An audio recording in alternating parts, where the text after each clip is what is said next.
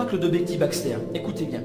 Le 24 août 1951, à 3 heures de l'après-midi à Fairmont, aux États-Unis, eut lieu l'un des plus grands miracles de guérison des temps modernes.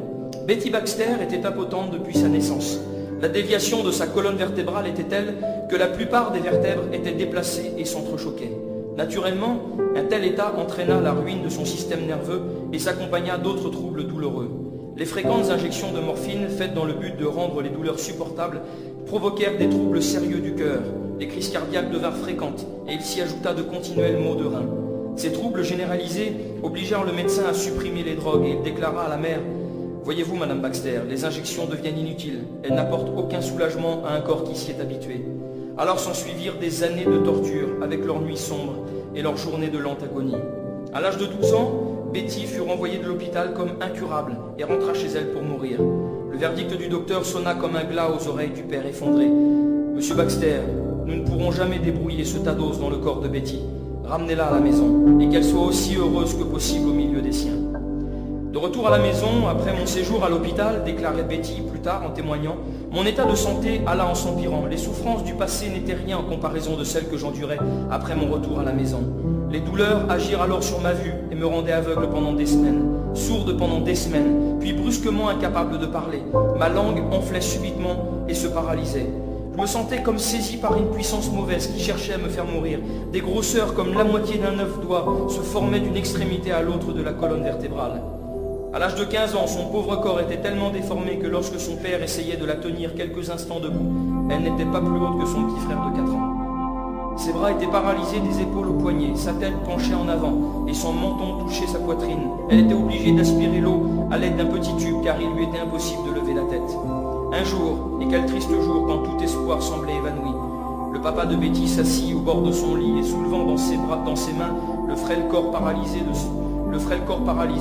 de grosses larmes coulant sur ses joues, il dit à sa pauvre petite « Ma chérie, j'ai tout donné, j'ai tout dépensé, et même plus que ce que je n'avais afin de te voir guérie. Betty, ton papa est allé aussi loin qu'il a pu. Il n'y a plus d'espoir. » Puis il ajouta « Je ne crois pas que Jésus te laisse souffrir plus longtemps. Il te prendra avec lui dans l'endroit qui s'appelle le ciel.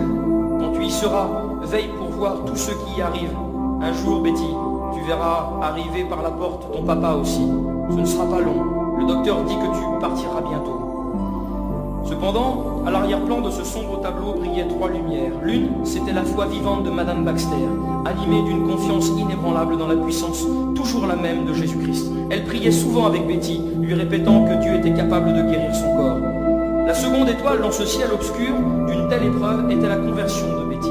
À l'âge de 9 ans, sous le ministère béni du pasteur de sa mère, Betty donna son cœur à Jésus et fut glorieusement sauvée.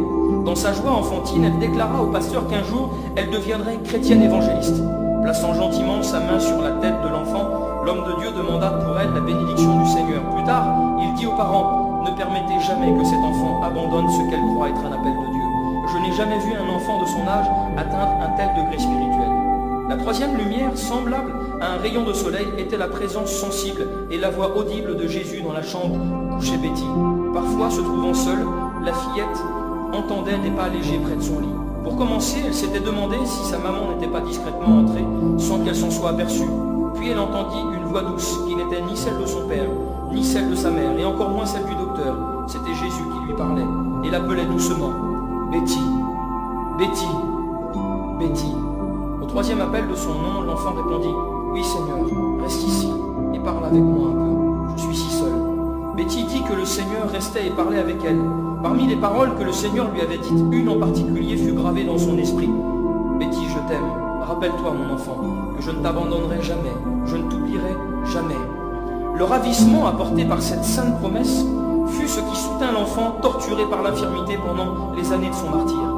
Alors vint le 14 août 1951. Chacun dans la ville de Martin County au Minnesota sut que la petite Baxter était mourante. Des amis chrétiens et d'autres incrédules s'étaient rendus dans sa chambre les jours précédents, mais la plupart du temps, Betty était dans l'inconscience. Depuis quelques semaines, elle ne pouvait plus remuer la langue. Mais en ce jour d'août, son parler était revenu.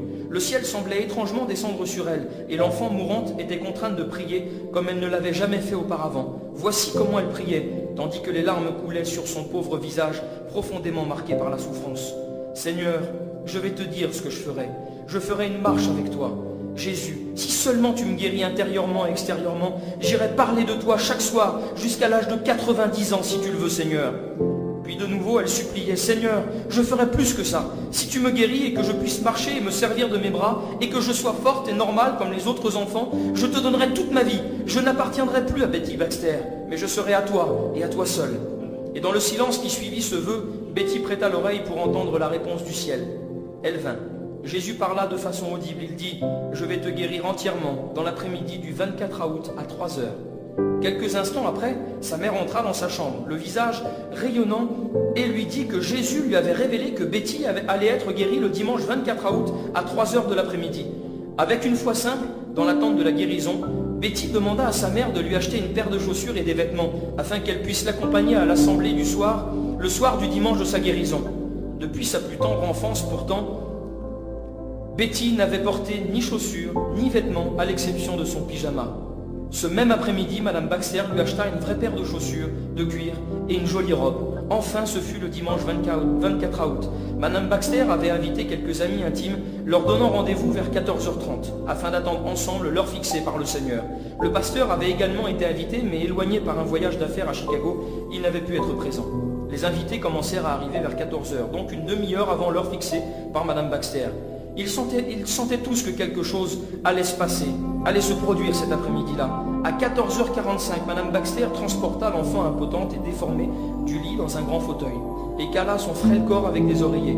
Puis Betty demanda aux assistants de se mettre en prière, ce qu'ils firent, tandis qu'on entendait les sanglots de la maman. Alors, Jésus vint dans la chambre. Il sembla à Betty qu'il vint dans un grand nuage blanc, comme de la laine. Ses cheveux tombaient sur ses épaules en vagues douces. Ses yeux si lumineux et doux regardaient l'enfant confiante. Les bras tendus, il s'avança vers elle et dit tendrement, « Betty, tu étais patiente et aimable. Je te promets maintenant la santé, la joie et le bonheur. » Alors le miracle s'accomplit.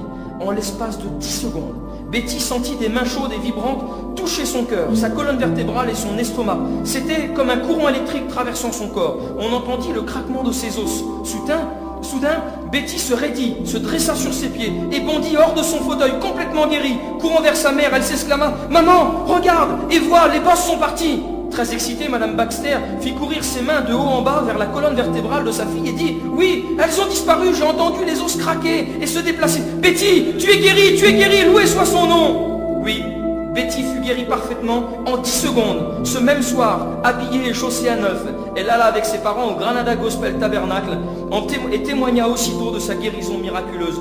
Peu de temps après, 1000 personnes s'assemblèrent au High School Auditorium pour la voir et l'entendre raconter ce merveilleux récit. Le journal local publia en première page le récit de sa guérison.